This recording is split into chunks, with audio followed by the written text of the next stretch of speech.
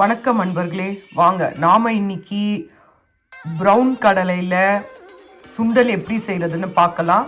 அதுக்கு நான் அரை கப் சுண்டலை முன்னாள் இரவே ஊற போட்டுட்டேன்.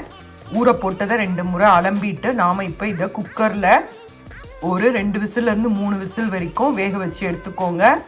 ஏன்னா இதெல்லாம் கொஞ்சம் ஜீரணமாகிறது கஷ்டம், அதனால கொஞ்சம் ரொம்பவே வேக வச்சு எடுத்தா நமக்கு நல்லது. வாங்க பார்க்கலாம். நான் இதை வேக வச்சு எடுத்துட்டு வந்துக்கிறேன். உங்களுக்கு இதே வெளியில யாருக்குன்னா கொடுக்கணும் அந்த மாதிரி இருக்கும்னா 2 விசில் எடுத்துக்கோங்க.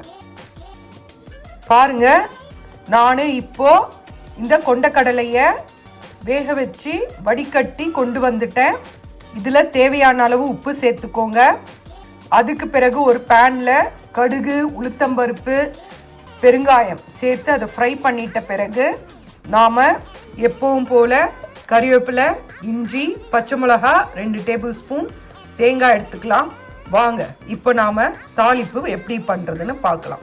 இப்போ பாருங்க, பேன்ல கடுகு, உளுத்தம்பருப்பு போட்டுட்டேன். அப்புறம் உங்களுக்கு நான் நறுக்கி வச்ச பொருளெல்லாம் காட்டினேன், அதெல்லாம் இதுல போட்டாச்சு. அதை நல்லா ஃப்ரை பண்ண பிறகு நாம இப்போ வேக வச்ச கடலையை இதுல நாம ஆட் பண்ணிடலாம். இப்போ நாம வேக வச்ச கடலையை இதில் போட்டுடலாம். நான் தேவையான அளவு உப்பை ஆட் பண்ணிட்டேன். வாங்க பார்க்கலாம். இப்போ இதில் தேங்காய் ஆட் பண்ணியாச்சு. இப்போ இதை நல்லா ஒரு கலரி எடுத்துருங்க. அடுப்பை ஆஃப் பண்ணிடுங்க. அந்த பேனோட சூடுலேயே கடலை, தேங்காய்லாம் நல்லா உங்களுக்கு இதுவாயிடும். அதனால தேங்காய் கலர் மாறாமல் இருக்கும், சேஞ்ச் ஆகாமல் இருக்கும். அவ்வளோதாங்க, கொண்டக்கடலை சுண்டல் ரெடி. ப்ரௌன் கொண்டக்கடலை சுண்டல் ரெடி.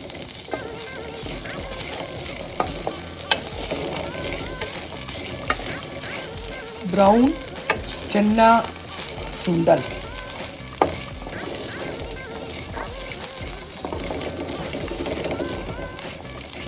அவ்வளோதாங்க, கொண்டக்கடலை சுண்டல் ரெடி ஆயிடுச்சு. உங்களுக்கு இந்த வீடியோ பிடிச்சிருந்தா லைக் பண்ணுங்க, ஷேர் பண்ணுங்க.